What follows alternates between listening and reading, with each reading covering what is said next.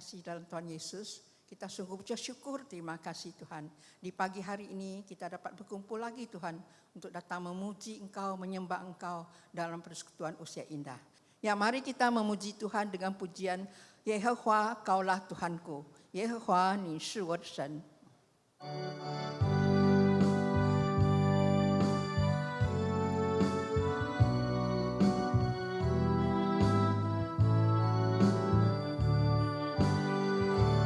Yehova, Kaulah Tuhanku,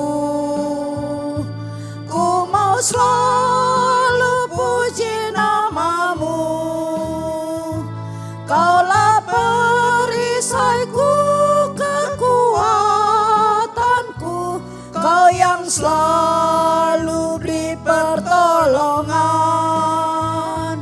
Jalan dalam kekelamanku, ku tak takut bahaya ada. Kaulah Tuhanku, ku sandar dan serta-Mu itu kemenanganku.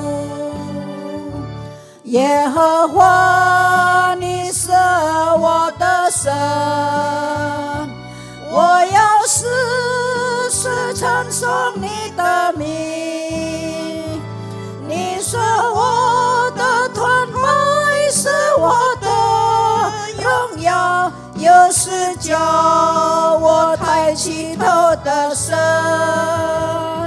纵然仇敌围绕攻击我，在你怀中必不怕灾害。你是我的神，我所依靠的，你同在是我全然的神。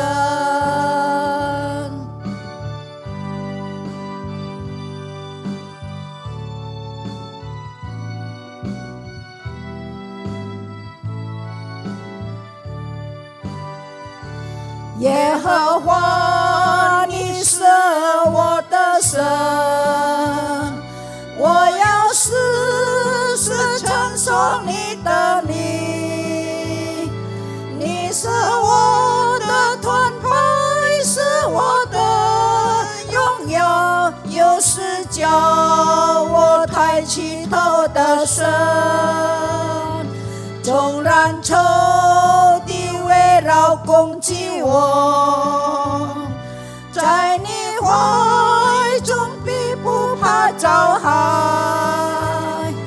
你是我的神，我所依靠的，你同在是我全然的神。 Mari kita bersatu dalam doa. Bapa kami yang bertata di sorga, kami sungguh syukur, terima kasih Tuhan. Di pagi yang cerah ini Tuhan, kalau mengumpulkan kami Tuhan, dapat datang memuji Engkau, menyembah Engkau, walaupun di rumah kami masing-masing. Terima kasih Tuhan, kami juga ucap syukur dan terima kasih atas kasih karunia Tuhan. Kami diberi kesehatan, kekuatan Tuhan, datang memuji Engkau, menyembah Engkau Tuhan. Kami juga ucap syukur, terima kasih Tuhan, pagi ini kami dapat mendengar firman-Mu Tuhan. Kau pakailah hamba-Mu Tuhan, pengisi Filemon, Golgota yang Engkau buka firman-Nya Tuhan.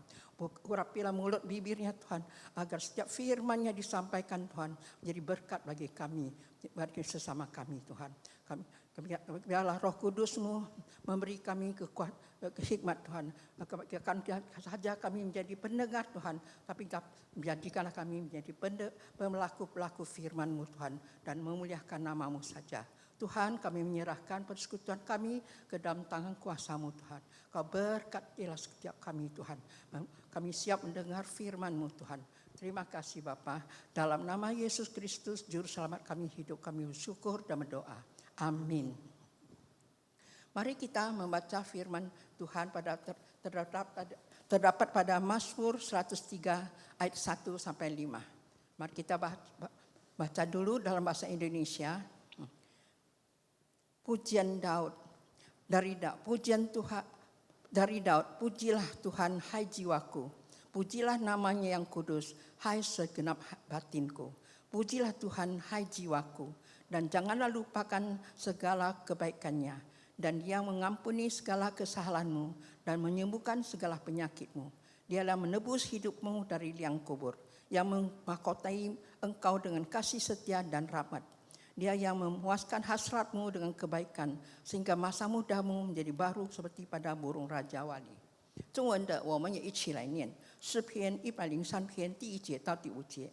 大卫的诗：我的心哪，你要称颂耶和华，凡在我里面的也要称颂他的圣名。我的心哪，你要称颂耶和华，不可忘记他一切恩惠。他赦免你一切的罪孽，医治你一切的疾病。他救赎你的命，脱离死亡，以仁爱和慈悲为你的冠冕。他用美物使你所愿的得以知足，以致你如鹰返老还童。Bersyukurlah kita dapat mendengar firman-Nya dan melakukannya. Mari kita memuji Tuhan, kita mempersiapkan diri kita untuk mendengar firman Tuhan. Kita memuji dengan pujian, Yesuslah penolongku.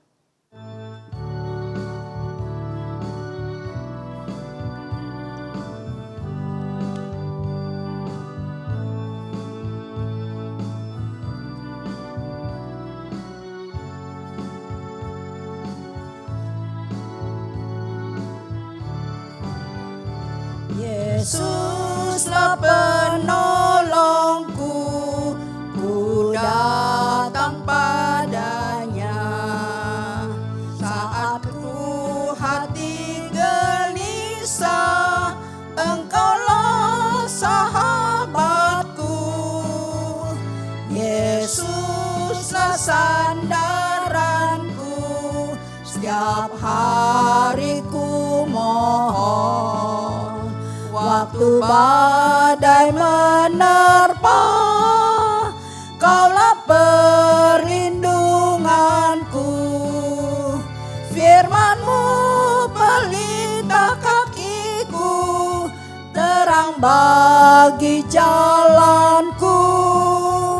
Firman-Mu teguh di sorga, kasih setia-Nya selamanya.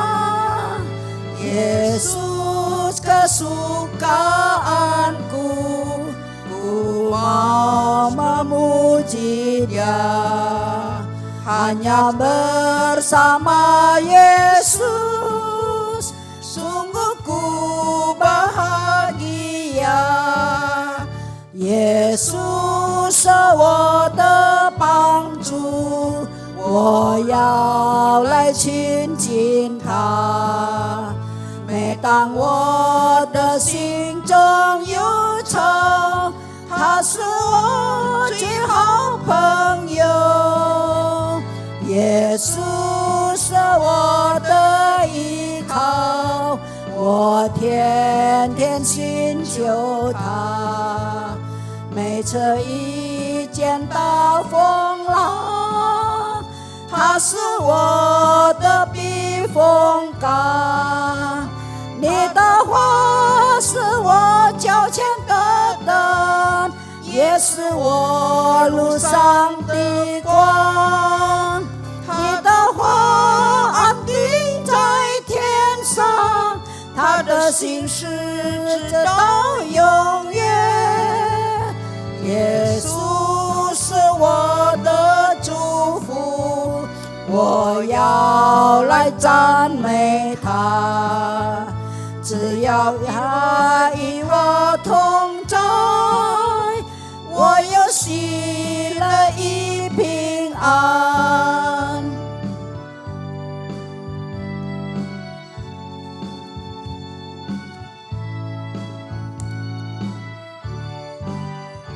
耶稣是我的帮助，我要来亲近他。每当我的心中忧愁，他是我最好朋友。耶稣是我的依靠，我天天寻求他。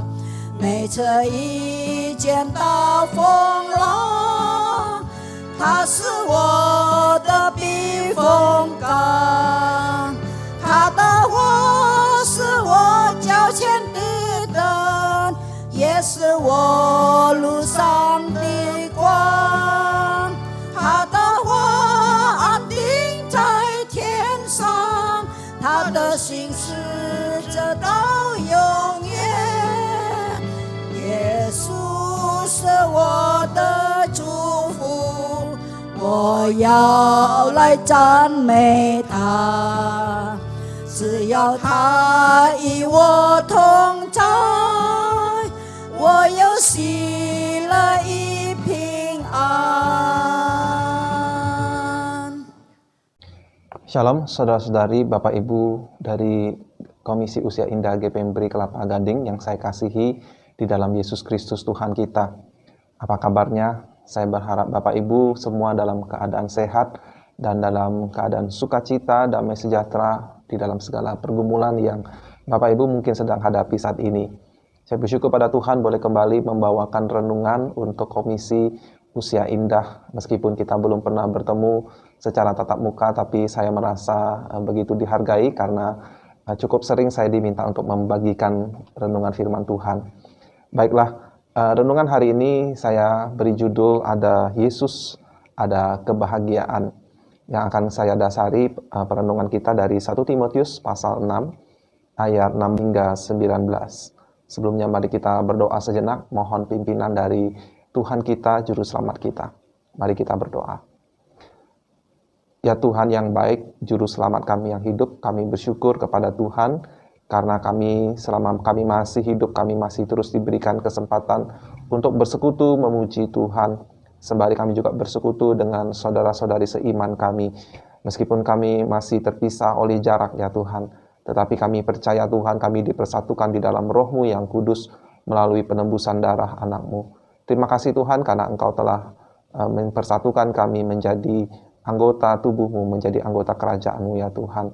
Dan biarlah Tuhan sebagai gereja-Mu, sebagai mempelai-Mu, kami boleh terus rindu mendengarkan sabda firman Tuhan melalui perenungan yang akan kami dengarkan sebentar lagi.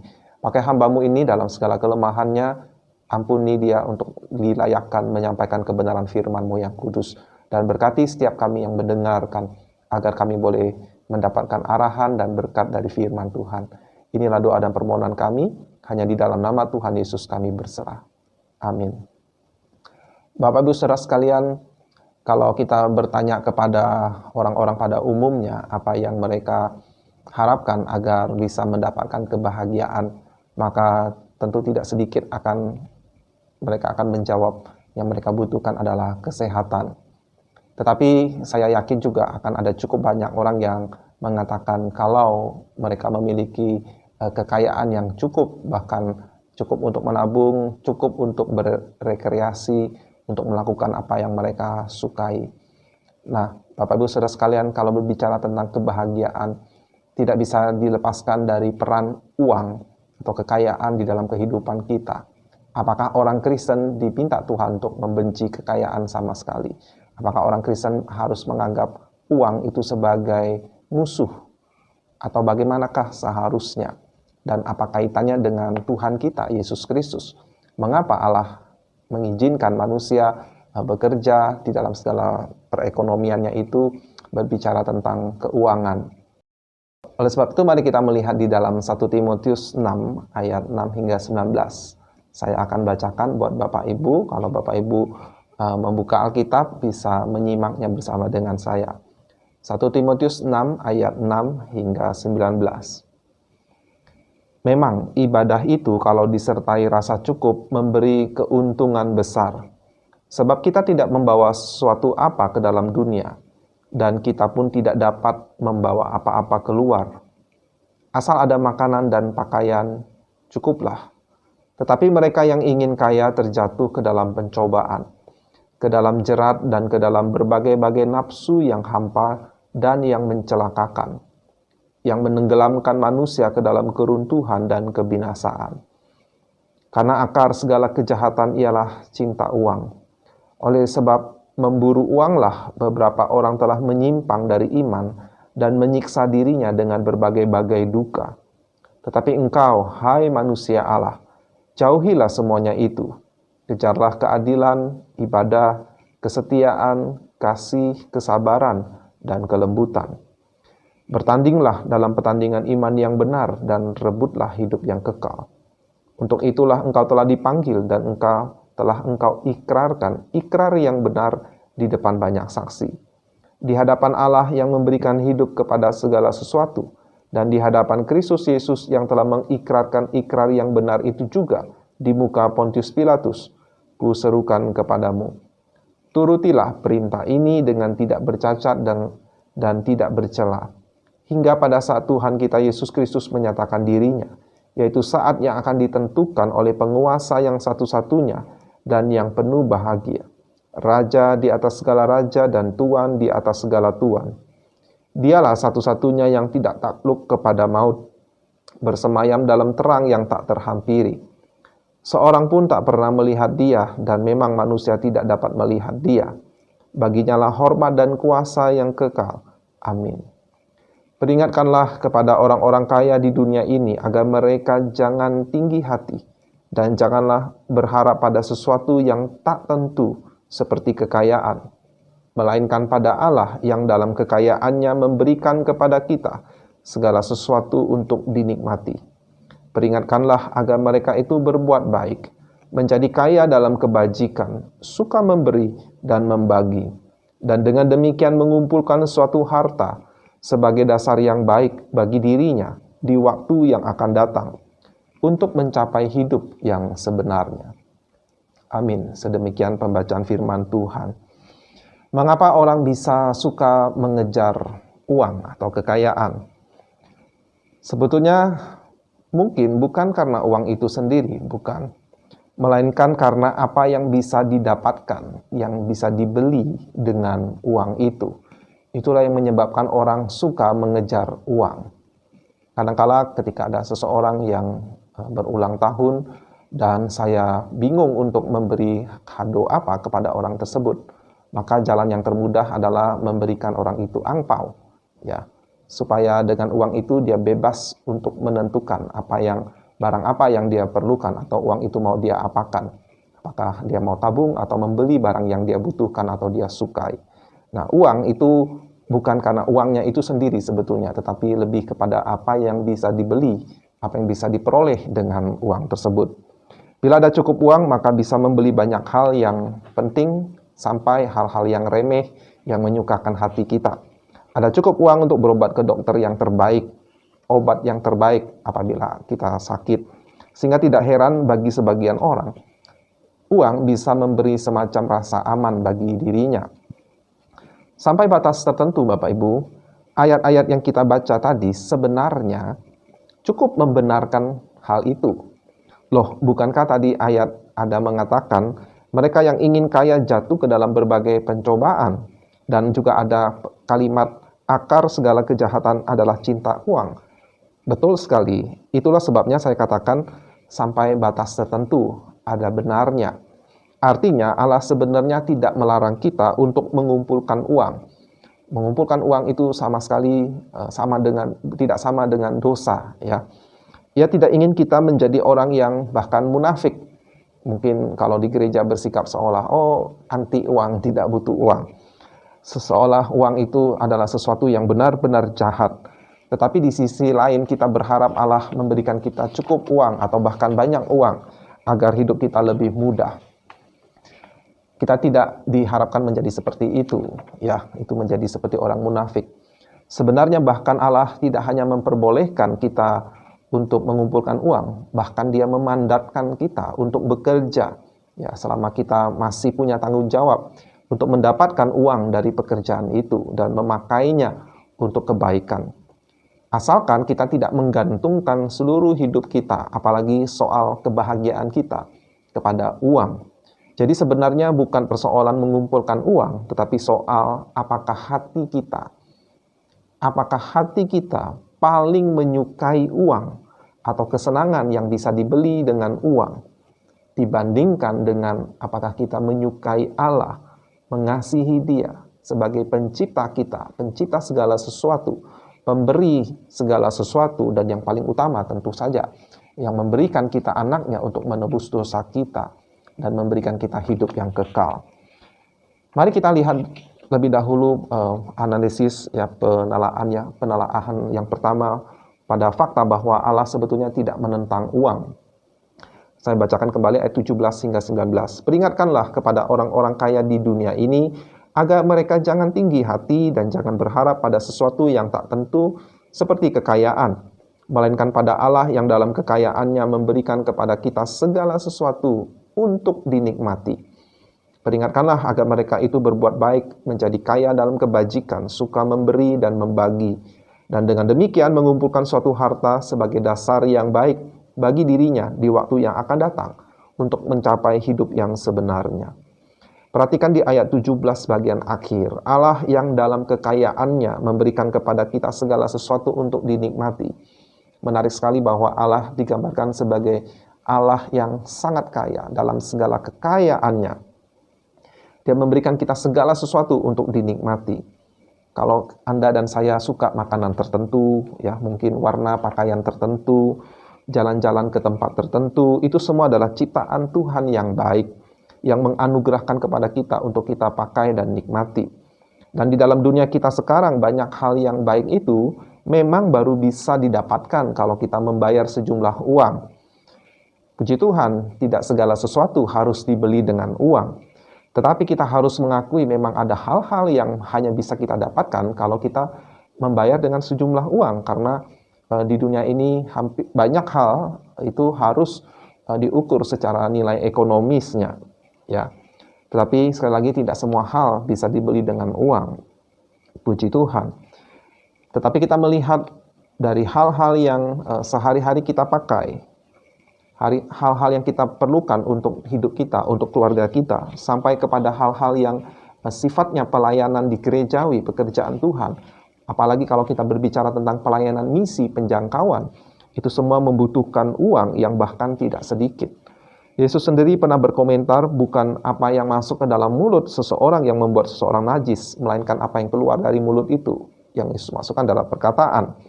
Tapi di saat yang sama, ini berbicara tentang hati yang mengeluarkan perkataan itu. Jadi kalau hati yang mencari kesenangan duniawi, itulah yang membuat perilaku seseorang itu menjadi berdosa. Tidak heran Bapak Ibu, Saudara sekalian, kalau di dalam bagian firman Tuhan yang lain mengatakan bahwa salah satu aspek dari buah roh itu pengendalian diri, ya, menguasai diri, membedakan apa yang harus dituruti keinginan-keinginan kita dan apa yang ditunda atau tidak menjadi prioritas, bahkan apa yang harus kita tolak, sebab itu bisa berbahaya bagi diri kita. Nah, analisis kedua, penelaan yang kedua, uang meskipun tidak jahat pada dirinya sendiri, tetapi memang harus kita akui mempunyai potensi yang berbahaya, mematikan, yaitu apabila manusia tergoda pada apa yang bisa dibeli dengan uang tersebut. Apa yang bisa dibeli dengan uang itu mulai dari hal-hal yang baik sampai kepada hal-hal yang memang buruk, ya. Paulus menyadari bahaya akan cinta pada uang ini, potensi yang menggiurkan dengan apa yang bisa diperoleh dengan uang. Kita tidak hanya harus menolak hati yang cinta pada uang, tetapi kita juga harus secara aktif mencintai apa yang baik, mengejar apa yang lebih penting, yang bernilai kekal dan yang mulia. Itulah sebabnya Rasul Paulus menuliskan kata-kata seperti ini, ayat 9. Tetapi mereka yang ingin kaya terjatuh ke dalam pencobaan, ke dalam jerat dan ke dalam berbagai-bagai nafsu yang hampa dan mencelakakan, yang menenggelamkan manusia ke dalam keruntuhan dan kebinasaan. Jadi uang itu bisa membeli berbagai pemuas nafsu, tetapi membawa kepada kecelakaan, ketenggelaman, keruntuhan dan kebinasaan suatu hari kelak. Ayat 10. Karena akar segala kejahatan ialah cinta uang. Sebab oleh memburu uanglah beberapa orang telah menyimpang dari iman dan menyiksa dirinya dengan berbagai-bagai duka. Tetapi engkau, hai manusia Allah, hai engkau orang percaya umat Allah, jauhilah semuanya itu. Lihat, tidak hanya sekedar menjauhi, tetapi kejarlah keadilan, ibadah, kesetiaan, kasih, kesabaran, dan kelembutan. Jadi tidak hanya pasif atau aktif menjauhi, tetapi kita harus aktif mengejar sesuatu. Ya. Mengejar sesuatu yang sebetulnya juga memberikan kebahagiaan, yang memberikan kita kepuasan jiwa. Misalnya Bapak Ibu Saudara sekalian, mengejar keadilan, mengusahakan keadilan. Kalau kita mengupayakan keadilan bagi manusia di dunia ini, terutama bagi mereka yang tertindas, kalau kita mengupayakan keadilan bahkan kepada makhluk ciptaan Tuhan yang lain, kepada tumbuh-tumbuhan, kepada binatang, maka itu akan memberikan semacam kebahagiaan yang berbeda. Kalau kita bersikap egois, kalau kita bersikap hanya untuk mencari kesenangan diri, memang itu bisa memberikan kita kesenangan tertentu, tetapi kebahagiaan kalau kita mengupayakan keadilan bagi manusia yang lain, terutama mereka yang tertindas, maka akan ada kebahagiaan tersendiri. Kalau Bapak Ibu pernah menolong seseorang yang kesusahan, tentu Bapak Ibu mengerti apa yang saya maksudkan, ya. Betapa kita senangnya melihat orang yang menderita, yang kesusahan itu, menderita ketidakadilan itu, bisa mendapatkan kekuatan, penghiburan, bahkan pertolongan dari kita.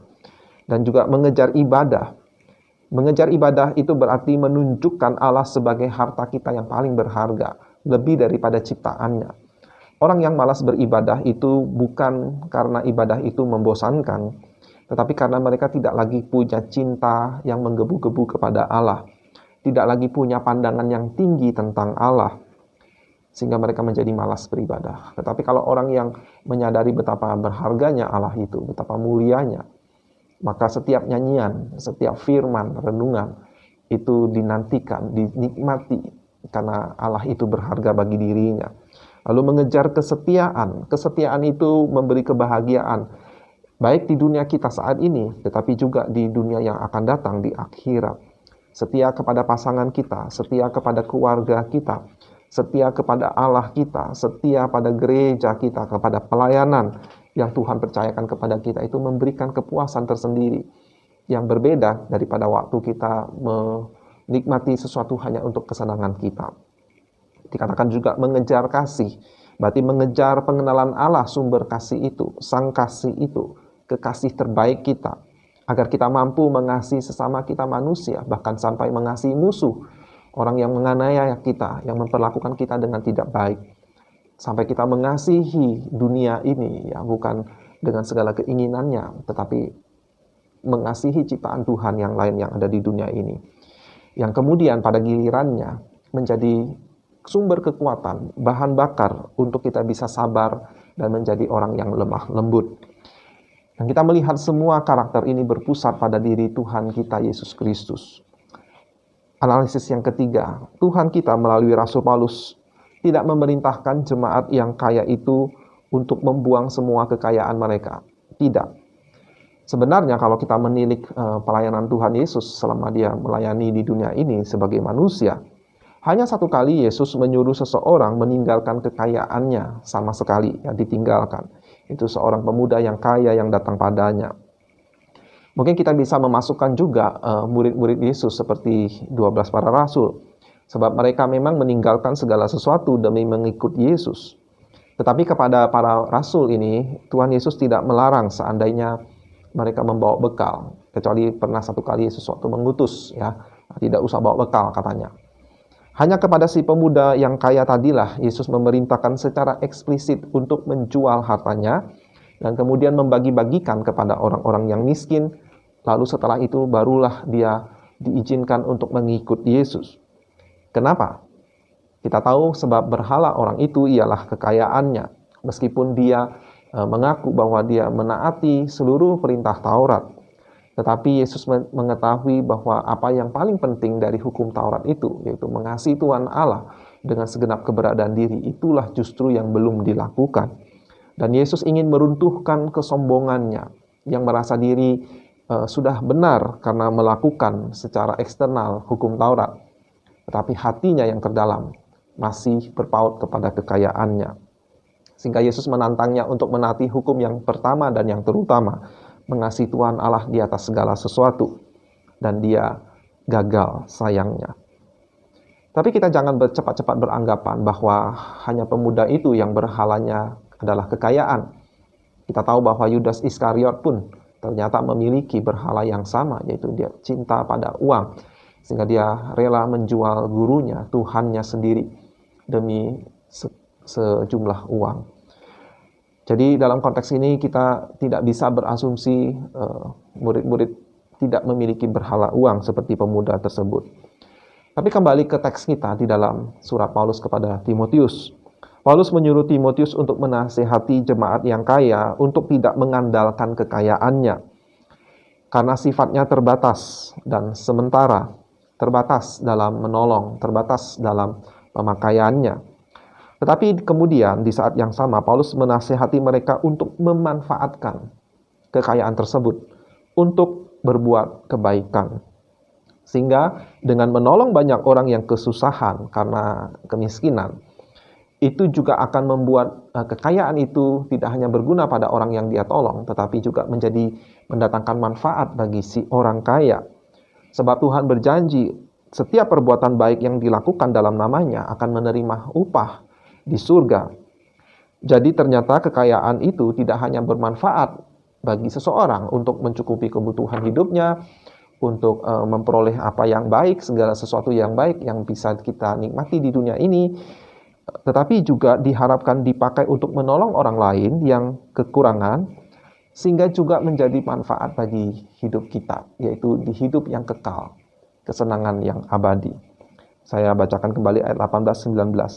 Peringatkanlah agar mereka itu berbuat baik, menjadi kaya dalam kebajikan, suka memberi dan membagi. Dan dengan demikian mengumpulkan suatu harta sebagai dasar yang baik bagi dirinya di waktu yang akan datang untuk mencapai hidup yang sebenarnya. Jadi waktu Yesus memerintahkan si pemuda yang kaya, yang saleh secara eksternal, untuk menjual kekayaannya dan membagikan kepada orang miskin, lalu datang mengikut Yesus. Yesus sebetulnya sedang memberikan solusi yang terbaik bagi orang kaya tersebut. Agar dia meninggalkan berhalanya, agar dia datang kepada satu-satunya juru selamat yang bisa menyelamatkan dia, dan juga agar dia mengumpulkan harta yang kekal di keabadian, di dalam hidup yang akan datang. Tetapi sayang sekali pemuda itu ternyata tidak cukup pintar, ya, dibutakan oleh kecintaannya pada dunia ini, pada kekayaannya yang sudah dia miliki. Sehingga akhirnya dia memilih untuk meninggalkan Tuhan Yesus. Ya, ada sebuah artikel yang judulnya sangat menarik, saya mengingat, ya, yaitu upah tidak mengikut Yesus itu ternyata lebih mahal. Ya, harus kita bayar dengan nyawa kita, dengan jiwa kita. Upah tidak mengikut Yesus, bayarannya lebih mahal. Sebaliknya kalau kita mengikut Yesus, mungkin kita kehilangan kekayaan, bisa saja. Kita bahkan bisa kehilangan nyawa kita, tetapi justru kita mendapatkan apa yang lebih baik dari apa yang bisa kita miliki di dalam dunia ini. Nah, dikatakan di sini, untuk mencapai hidup yang sebenarnya, hidup di langit dan bumi yang baru, di ciptaan yang baru yang Tuhan janjikan kalau dia datang kembali. Nah, ternyata kekayaan yang Tuhan anugerahkan, yang kita upayakan di dunia ini, kalau kita bekerja dengan baik, ya, kita menabung dengan baik, mengelola dengan baik, justru akan menyediakan bagi kita harta yang kekal di hidup yang sebenarnya, di kehidupan yang abadi.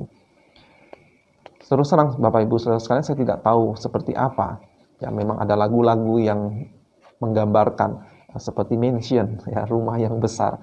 Tapi kita tidak tahu, dan biarkanlah itu menjadi kejutan bagi kita. Biarlah Tuhan itu adalah urusan Tuhan yang mempersiapkan, dan kita yakin pasti Tuhan memberikan yang melampaui apa yang bisa kita bayangkan di dalam dunia ini. Sehingga kalau kita bisa menaruh uang dalam perspektif yang benar ini, uang itu adalah alat, anugerah dari Tuhan, berguna, tetapi tidak lebih berharga dari Tuhan, tidak lebih berharga dari keluarga kita, tidak lebih berharga dari jiwa kita sendiri. Maka kita bisa terhindar dari sikap munafik, tetapi juga terhindar dari sikap cinta pada uang yang akan membawa kita pada kebinasaan. Ada nilai dari uang itu, tetapi bukan yang paling berharga. Ada manfaat kalau kita pakai, kita kumpulkan dengan baik, kita kelola dengan baik. Bahkan akan membawa manfaat bagi orang-orang di dunia ini, tetapi juga membawa manfaat bagi kita di hidup yang akan datang. Itu semua terjadi kalau kita lakukan di dalam nama Tuhan Yesus. Ayat 7, sebab kita tidak membawa sesuatu apa ke dalam dunia, dan kita pun tidak dapat membawa apa-apa keluar. Itu satu peringatan yang penting, agar kita jangan bersandar pada kekayaan, tetapi justru kita memanfaatkan kekayaan itu sebelum kita pergi keluar. Ada sebuah lagu yang lain yang mengatakan, hanya apa yang kita lakukan di dalam nama Yesus, itulah yang akan kita bawa waktu kita kembali kepada Tuhan kita. Apa yang kita lakukan di dalam nama Yesus, demi nama Yesus di dunia ini, termasuk dengan harta kita, itulah yang akan kita bawa pulang. Kekayaan akan kita tinggalkan. Jadi sebab itu, mari kita manfaatkan kekayaan itu semaksimal mungkin demi nama Tuhan selama di dalam dunia ini. Lalu dikatakan, asal ada makanan dan pakaian, cukuplah. Sebuah ayat yang mungkin tidak populer di zaman kita sekarang. Tapi yang di sini Paulus maksudkan adalah uang itu untuk kebutuhan yang pokok. Baiklah kelebihannya kita pakai untuk kebaikan. Ayat 6. Memang ibadah itu kalau disertai rasa cukup memberi keuntungan besar. Artinya kalau kita rajin beribadah tetapi hati kita tidak merasa cukup, tidak merasa Tuhan lebih berharga dari kekayaan, maka ironis sekali, ibadah kita menjadi tidak ada gunanya. Ibadah kita menjadi sia-sia. Karena hati kita masih terpaut pada kekayaan. Alangkah sayang Bapak Ibu Saudara sekalian kalau kita bertahun-tahun, berbelas tahun, berpuluh tahun, rajin beribadah, tetapi ternyata ibadah kita tidak disertai dengan rasa cukup akan anugerah Tuhan, akan Tuhan itu sendiri. Hati kita masih terpaut pada kekayaan. Ternyata ibadah kita itu sia-sia. Oleh sebab itu kita perlu meninggalkan kecintaan kita pada uang itu. Ayat 12. Bertandinglah dalam pertandingan yang benar dan rebutlah hidup yang kekal. Untuk itulah engkau telah dipanggil dan telah engkau ikrarkan ikrar yang benar di depan banyak saksi. Satu kalimat yang menarik. Hidup kekal itu perlu direbut. Artinya hidup kekal itu perlu diperjuangkan rupanya Bapak Ibu Saudara sekalian. Apakah Rasul Paulus mengajarkan bahwa keselamatan diperoleh dengan usaha kita? Karena dia berkata harus diperebutkan. Tentu tidak. Justru dari tulisan Paulus jugalah kita mendapatkan penjelasan bahwa keselamatan hanya oleh iman melalui Yesus Kristus dengan sejelas-jelas mungkin. Jadi tidak mungkin ia mengajarkan hal yang kebalikannya. Tapi kalau begitu, mengapa ia memakai istilah rebutlah hidup yang kekal? Bapak Ibu Saudara sekalian, bukan sekali ini saja Paulus mengajarkan jemaat untuk memperjuangkan keselamatan itu. Keselamatan itu adalah anugerah gratis dari Tuhan, dibayar oleh Yesus Kristus dengan nyawanya, benar. Tetapi untuk membuktikan bahwa kita memahami, bahwa kita mengasihi, dan kita memiliki keselamatan itu, maka kita harus hidup menaati Allah yang telah memberikan keselamatan itu, yaitu hidup yang kudus, hidup yang bersaksi, hidup yang melayani. Sehingga usaha untuk hidup menaati Allah itu, mengasihi Allah itu, akan nampak seolah-olah sedang mengejar keselamatan itu. Jadi meskipun keselamatan itu sudah diperoleh, tetapi karena kita menaati Tuhan, mengasihi Tuhan, berusaha hidup menyenangkan hati Tuhan, maka nampak seolah-olah kita sedang mengejar keselamatan itu. Misalnya saudara di dalam Filipi 3 ayat 10 hingga 15, yang ku kehendaki ialah mengenal Dia dan kuasa kebangkitannya, dan persekutuan dalam penderitaannya, di mana aku menjadi serupa dengan Dia dalam kematiannya, supaya aku akhirnya beroleh kebangkitan dari antara orang mati. Jadi, karena ingin mengenal Dia, ingin bersekutu dengan Kristus, menyelami penderitaannya, jadi aku ingin menjadi serupa Yesus, supaya akhirnya aku beroleh kebangkitan dari antara orang mati. Bukan, ayat 12, bukan seolah-olah aku telah memperoleh hal ini atau telah sempurna, melainkan aku mengejarnya. Nah, jadi merebutnya, berusaha merebutnya. Kalau aku dapat juga menangkapnya, kenapa dia berusaha mengejar? Karena aku pun telah ditangkap oleh Kristus Yesus. Aku telah ditangkap, aku sudah diselamatkan oleh Kristus Yesus. Oleh sebab itu aku berusaha mengejarnya. Ya, kita melihat seperti ada paradoks di sini. Saudara, aku sendiri tidak menganggap bahwa aku telah menangkapnya. Tetapi ini yang kulakukan. Aku melupakan apa yang telah di belakangku. Ya, pencapaian masa lalu. Sewaktu aku menjadi orang Farisi, waktu aku berusaha hidup menaati hukum Taurat. Aku melupakan apa yang telah di belakangku dan mengarahkan diri kepada apa yang di hadapanku, yaitu berlari-lari kepada tujuan untuk memperoleh hadiah, yaitu panggilan surgawi dari Allah dalam Kristus Yesus. Saudara lihat paradoks itu ya. Kita telah diselamatkan, oleh sebab itu kita berusaha menyenangkan hati Tuhan, berusaha mendapatkan hidup yang kekal itu sebagai bukti bahwa saya mengerti, saya mengasihi, saya memiliki iman, saya ingin menyenangkan hati Tuhan. Ya, jadi nampak seolah-olah berusaha mendapatkannya. Seperti itu. Saya berikan sebuah ilustrasi, ada seorang pria yang mencintai gadis pujaannya. Waktu dia mengejar, belum pacaran ya, belum jadi suami istri. Dia tentu berusaha untuk sering-sering berkomunikasi, memberi perhatian, membelikan bunga mungkin, atau mengajak makan, membantu dia, dan lain sebagainya macamnya. Dan setelah dia menikahi gadis pujaannya itu, kalau pria itu benar-benar mencintai gadis itu, si perempuan yang sekarang menjadi istrinya, maka apa yang dia lakukan sewaktu masih PDKT, tentu akan menjadi bagian dari hidupnya sekarang kalau sudah menjadi suaminya. Ya, tetap sering berkomunikasi, memberi perhatian, memberikan bunga, mengajak makan, sering membantu, dan lain sebagainya macamnya. Itu bukti kalau dia betul-betul mengasihi perempuan tersebut. Memang ya, sayang sekali ada banyak pria yang waktu PDKT, mengejar gila-gilaan mungkin ya, tergila-gila.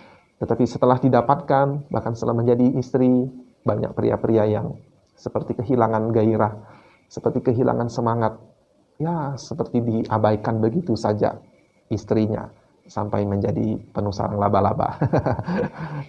Nah, Bapak Ibu Saudara sekalian, kalau pria seperti itu, mungkin kita patut mempertanyakan, apakah dia betul-betul mencintai si perempuan. Kalau dia betul-betul mencintai, dia akan terus melakukan apa yang waktu dia lakukan semasa PDKT, semasa dia mengejar.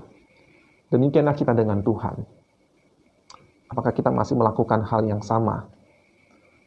Waktu kita mengasihi Tuhan, waktu kita menjadi milik Tuhan, apakah kita masih mengejar Dia? Sekarang Bapak Ibu Saudara sekalian, bayangkan kalau hidup tanpa Yesus sebagai Tuhan dan Juru Selamat kita. Mungkin kita mengumpulkan uang, mengumpulkan kekayaan, dan dengan uang itu kita berusaha mencari kebahagiaan. Sampai titik tertentu mungkin kita bisa menikmati kebahagiaan itu. Tetapi setelah itu apa? Kosong. Setelah itu apa? Pengampunan dosa, dosa-dosa kita tidak dapat kita tebus dengan usaha kita, dengan jasa kita. Tetapi karena Yesus, maka kebahagiaan itu betul-betul menjadi lengkap. Kebahagiaan itu betul-betul menjadi sempurna. Ayat 14, turutilah perintah ini dengan tidak bercacat dan tidak bercelah, hingga pada saat Tuhan kita Yesus Kristus menyatakan dirinya, yaitu saat yang akan ditentukan oleh penguasa yang satu-satunya dan yang penuh bahagia, Raja di atas segala raja dan Tuan di segala tuan. Dialah satu-satunya yang tidak takluk kepada maut, bersemayam dalam terang yang tak terhampiri. Seorang pun tak pernah melihat Dia, dan memang manusia tidak dapat melihat Dia. Baginya lah hormat dan kuasa yang kekal. Amin. Bapak Ibu Saudara sekalian, saya kadang-kadang merasa prihatin apabila gereja mungkin ya terlalu sering membahas dosa. Bukan terlalu sering, maksud saya sering membahas dosa yang memang adalah baik, tetapi kemudian lupa untuk membahas tentang kebahagiaan Allah. Allah itu adalah Allah yang maha bahagia. Dia adalah Allah yang sempurna. Sebab di dalam persekutuan Tritunggal, Bapa mengasihi anak, anak mengasihi Bapa, anak mengasihi Roh Kudus, dan Roh Kudus mengasihi anak, memuliakan Yesus Kristus. Sehingga Allah Tritunggal itu adalah Allah yang maha bahagia. Dia tidak membutuhkan siapa-siapa. Sebab mereka saling memuliakan satu sama lain. Sehingga mereka adalah masing-masing pribadi itu, dia adalah Allah yang maha bahagia. Sehingga kalau Dia adalah Allah yang maha bahagia, sejak kekal hingga kekal sampai selama-lamanya, maka waktu Dia mengundang kita masuk ke dalam rumahnya yang abadi, itu adalah rumah yang penuh kebahagiaan. Saya tutup dengan mengingatkan kita kepada perkataan Yesus kepada dua hamba. Di dalam perumpamaan tentang kerajaan surga, Yesus mengatakan kerajaan surga itu seperti seorang tuan yang mempercayakan harta kepada tiga hamba. Satu hamba yang jahat tidak mengapa-apakan kepercayaan tuannya, menimbunnya, dan tidak menghasilkan buah. Tapi kepada dua hamba yang baik, kalimat Tuhan itu kepada kedua hamba yang baik. Dia mengatakan, masuklah, turutlah dalam kebahagiaan Tuhanmu. Masuklah, turutlah dalam kebahagiaan Tuhanmu. Ini menunjukkan bahwa Sang Tuhan adalah Tuhan yang bahagia. Tidak peduli apakah ada hamba yang jahat, apakah ada hamba yang baik. Tuhan tetap adalah Tuhan yang maha bahagia. Dia memiliki segala sesuatu. Dia sebetulnya tidak membutuhkan perbuatan kita, jasa kita. Tetapi dia ingin berbagi kebahagiaan kepada kita.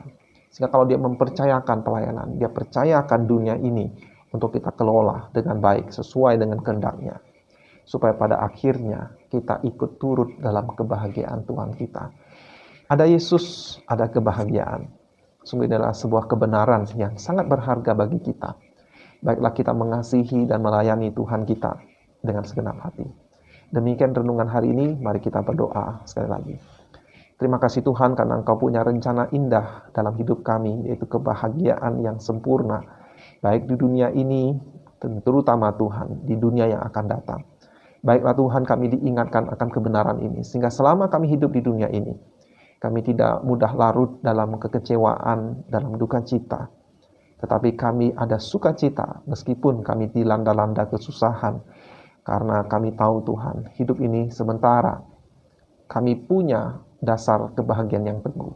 Dan kami akan tiba suatu hari kelak dalam kebahagiaan yang abadi, yang sempurna bersama dengan Engkau. Oh Tuhan, terima kasih untuk rencana-Mu yang indah ini. Tolong kami untuk menjadi agen-agen kebahagiaan, sebab dunia ini banyak orang yang menderita. Di dunia ini banyak orang yang kesepian. Di dunia ini banyak orang yang kecewa. Biarlah kami menjadi agen Injil, menjadi pembawa berita bahagia bagi dunia yang menderita. Terima kasih Tuhan, inilah doa dan permohonan hamba-Mu, hanya di dalam nama Tuhan Yesus kami berdoa. Amin. Terima kasih sudah mendengarkan, sampai jumpa di lain kesempatan. Tuhan Yesus memberkati.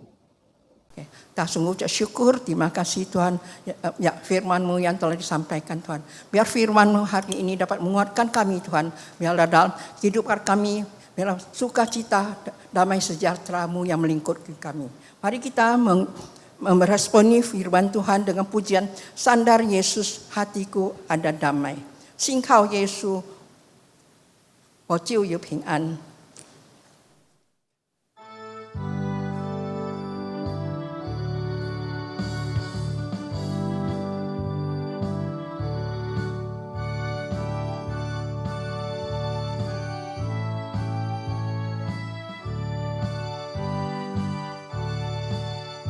Bersyukur, marilah bersyukur. Hidup jadi lebih indah. Damai sejahtera sukacita dalam hatimu. Janjinya beri pengharapan. Hidup bagai embun pagi, sekejap kan berlalu. Kala cobaan datang, terang Tuhan bimbing, beri kekuatan. Sandar Yesus, damai di hatiku. 春风吹起十里百花香，春天的活力多奔放，神的恩典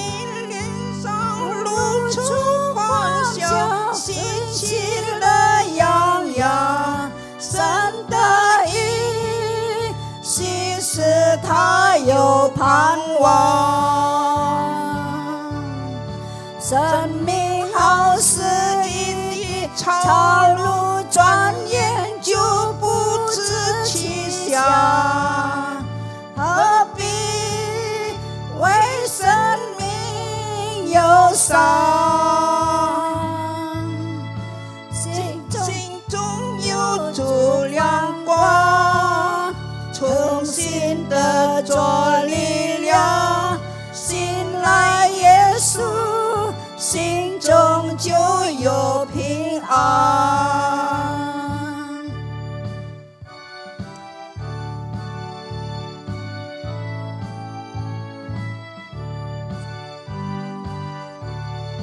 春风吹起十里百花香，春天的花里多奔放，神的儿女脸上露出欢笑，喜气乐洋洋，神的应许使他有盼望。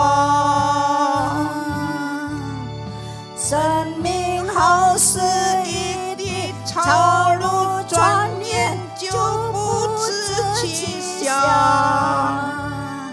何必为生命忧伤？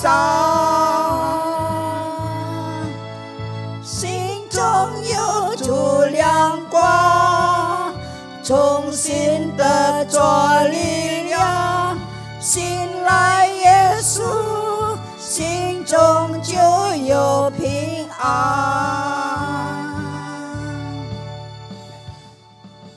Mari kita menaikkan doa syafaat yang dibawakan oleh Ibu Valina. Bapa yang maha baik, Tuhan Yesus yang penuh kasih, sungguh kami bersyukur Tuhan untuk firman-Mu yang sudah kami dengar. Firman-Mu yang hidup Tuhan, biarlah Kau yang menolong kami di setiap kehidupan kami Tuhan. Firman-Mu itu sungguh hidup di dalam kehidupan kami. Kami bersyukur Bapa untuk kasih setia-Mu, pemeliharaan-Mu di dalam kehidupan kami. Sehingga minggu lepas minggu kami boleh terus datang ke hadirat-Mu Tuhan. Kami bersyukur untuk kekuatan, kesehatan yang Tuhan anugerahkan kepada kami. Kami juga bersyukur Tuhan untuk kami semua yang Tuhan terus juga memberkati kami. Baik kami saat ini sudah memulai dengan persekutuan onsite. Tuhan terima kasih karena Engkau sangat baik bagi kami Tuhan. Kami juga berdoa Tuhan menyerahkan setiap mungkin ada opa oma yang dalam keadaan lemah tubuh. Tuhan biarlah Engkau yang boleh menjamah mereka, menguatkan mereka, menyembuhkan mereka, memulihkan mereka. Sehingga pada masa-masa yang akan datang mereka terus boleh bersama dengan kami Tuhan untuk bersekutu Bapa. Terima kasih Tuhan, kami juga menyerahkan setiap kami Tuhan, jauhkanlah kami juga dari sakit penyakit COVID-19 yang saat ini juga masih ada Tuhan. Walaupun tidak membahayakan tetapi Tuhan tolong kami agar kami sungguh-sungguh dijauhkan dari penyakit ini. Dan kami pun tetap melakukan protokol kesehatan yang baik.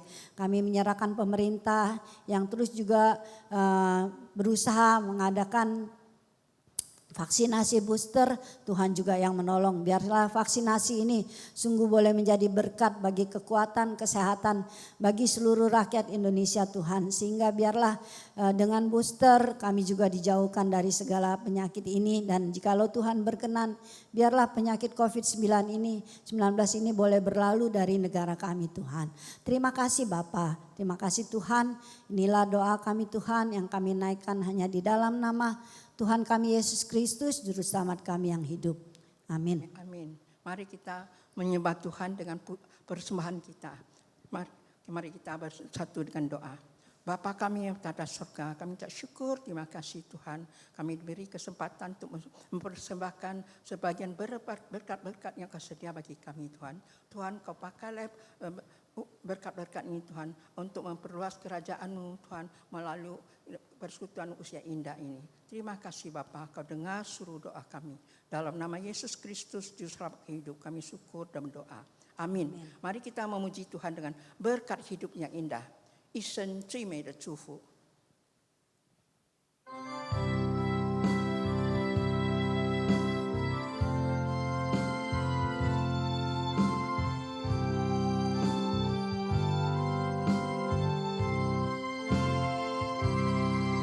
Pada malam yang gelap, ku pandang bintang gerlah. Berkat Tuhan ku jumpa kau bagaikan bintang fajar. Di dalam kidungku aku memuji Engkau, memasyurkan kebaikan Tuhanku. Berkat hidup yang terindah, karena mengenal Yesusku. Berkat hidup yang terindah, karena beriman padamu. Jalan di gunung lembah, Tuhan jalan serta. Ku tahu ini berkat terindah. 在无数的黑夜，在无数的黑夜里，我用星星画出你。你的恩典如晨星，让我真实的见到你。在你的歌声里，我用音符赞美你。你的美好是我今生颂扬的。这一生最美的祝福，就是能认识主耶稣。这一生最美的祝福，就是能信靠主耶稣。走在高山低谷，他会伴我同行。我知道这是最美的祝福。 Mari kita doakan Bapa kami. Bapa kami yang di sorga, kuduskanlah namamu, datanglah kerajaanmu, jadilah kehendakmu di bumi seperti di sorga. Berilah kami pada hari ini makanan kami yang secukupnya, dan ampunlah akan kesalahan kami, seperti kami juga mengampun orang yang bersalah kepada kami. Dan janganlah bawa kami dalam pencobaan, tetapi lepaskanlah kami daripada yang jahat. Karena Engkau yang punya kerajaan dan kuasa dan kemuliaan sampai selama-lamanya. Amin. Mari kita memuji Tuhan dengan Bapa, terima kasih. Bapa, terima kasih. Bapa, terima kasih. Bapa di dalam surga, puji terima kasih. Amin.